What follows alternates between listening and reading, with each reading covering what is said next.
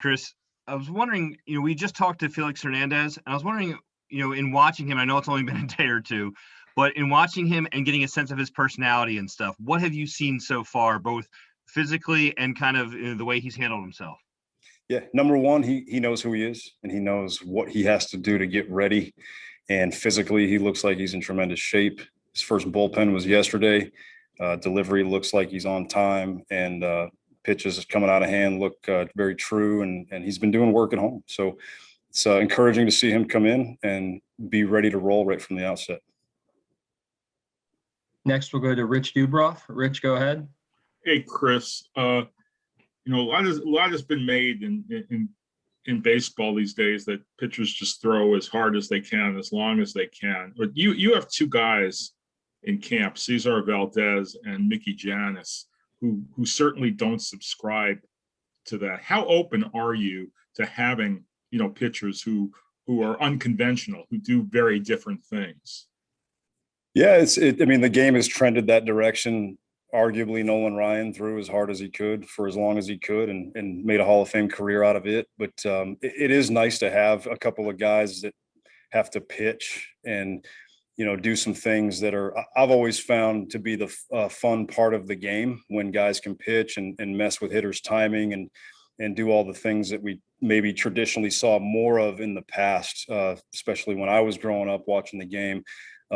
Cesar Valdez, very solid mix with his changeup and can mess with hitters' timing. Very good with command. Frankie Abad too, another guy who's going to pitch and change speeds. And then Janis with his knuckleball, but has other pitches in his mix. We're very, very excited to see them in camp. Steve Molesky, go ahead. Chris, Brandon mentioned yesterday when asked about a six-man, we're open to it, all things under consideration at this point. How serious would you characterize your interest in that, and what will be factors that go into whether you decide to do it or not? My interest level is to make sure that we take care of pitchers' health and win as many games as we can, and whatever we have to do that is the priority. So I'm open to anything that we feel is a suitable means to achieve those ends. As far as what's the second half of your question? Well, it's tied together, and I think you're answering it. Just what goes into that? I mean, guys who have been pitching for years on a 5-day schedule. Do you think about that? Disrupting schedules, or does health obviously maybe override everything? Yeah, I think that as we've learned in the last year, guys have been able to adapt and make transitions to whatever is needed to navigate the intricacies of what we have to go through now with our schedule and meeting new challenges that we've all had to meet. So I chalk it up on that side of the fence with making adjustments and disrupting work. I think we're not too worried about that, as much as we're more concerned with managing workload, managing rest and recovery time, and doing the things that help guys stay on track and also sharpen their weapons between outings.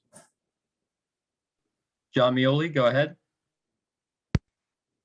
Chris, kind of to that point, and trying to make sure that people who, need to be protected in that sense are there, on the flip side, are there guys who might have been relievers or had shorter stints last year who are going to be prepared as starters just so that or long men, just so you have those options at this point?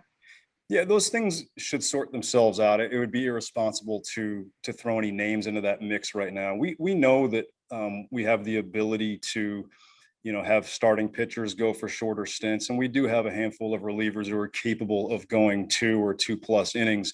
And so those things should naturally sort themselves out as we go, and we continue to do buildups and be able to determine, who is capable of doing what and sustaining it as we go throughout the season. That's going to be a big piece of sustainability. Nathan Ruiz, go ahead. Hey, Chris, what kind of benefit is it for you to have familiarity with these guys over the last couple of years? How is that helping you in this new role? Well, it makes it easier to have conversations that are just follow through on things that we've already been perhaps working on, or things that we've, improved upon over the previous 2 years. They know when they come and talk to me or Darren Holmes that we are invested in them and their careers and invested in helping them get the most out of their ability and letting them take the wheel. You know, we have no desire to dominate anybody's life with anything that we see as, you know, our program. We have things that we're doing to help maximize each guy, and we approach it that way. So they know when they have relationships with me and Darren Holmes that, you know, they know what they get. Stan Charles, go ahead. You just mentioned Darren Holmes, Chris. I was wondering if you could talk a little bit about how familiar you guys are with one another and how you see him as your sort of assistant pitching coach, if you will.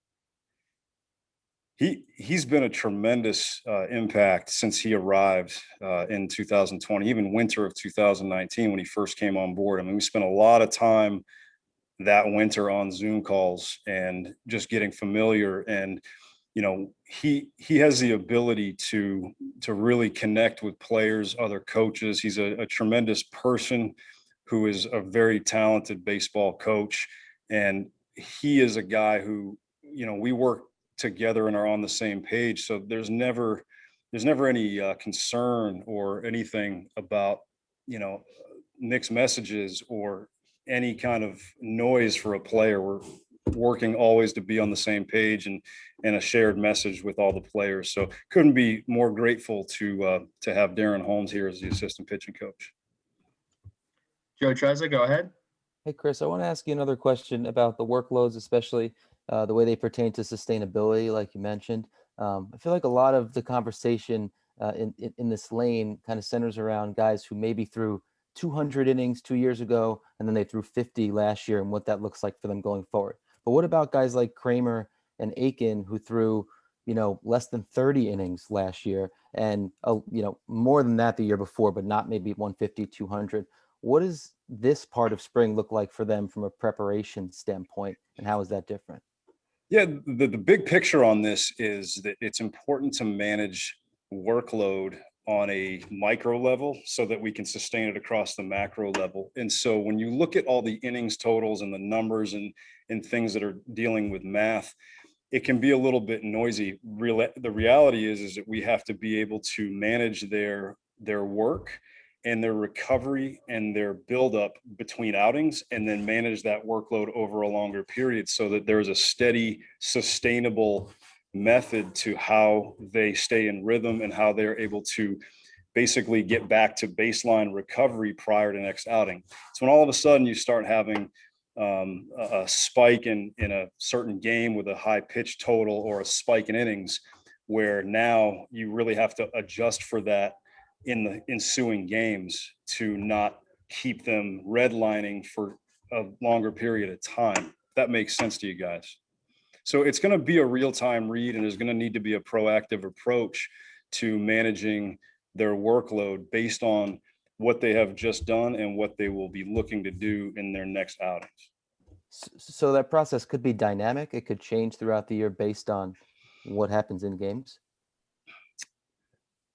It's difficult to say that a hard yes on that, Joe. It's really, I'll give you an example. If a starting pitcher has been throwing a string of 4 or 5 inning games, it's going to be really difficult to let him go 8 and 35, 45 pitches more on a given night and really spike that workload.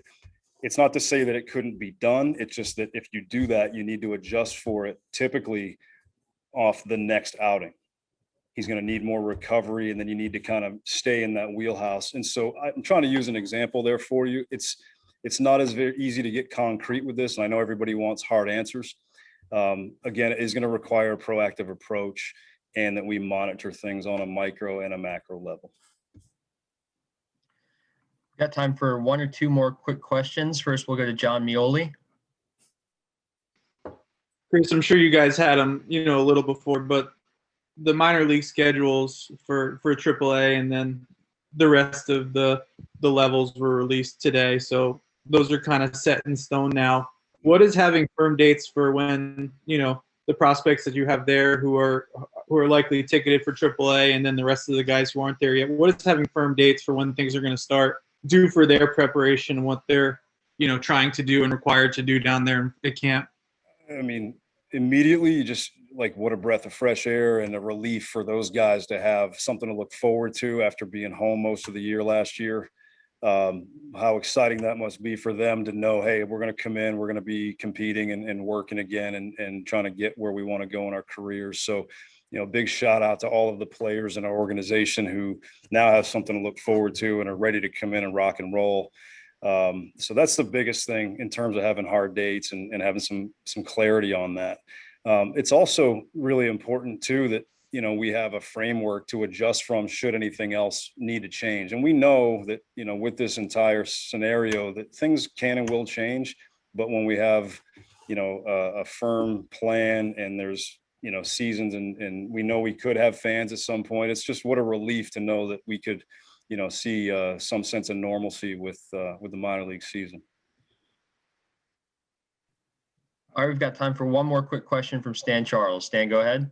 Hey, Chris, you've gotten to work a little bit with Hunter Harvey the past couple of years. Are the problems he's had staying healthy, do you see them as career limitation type of issues, or do you think he can get past them?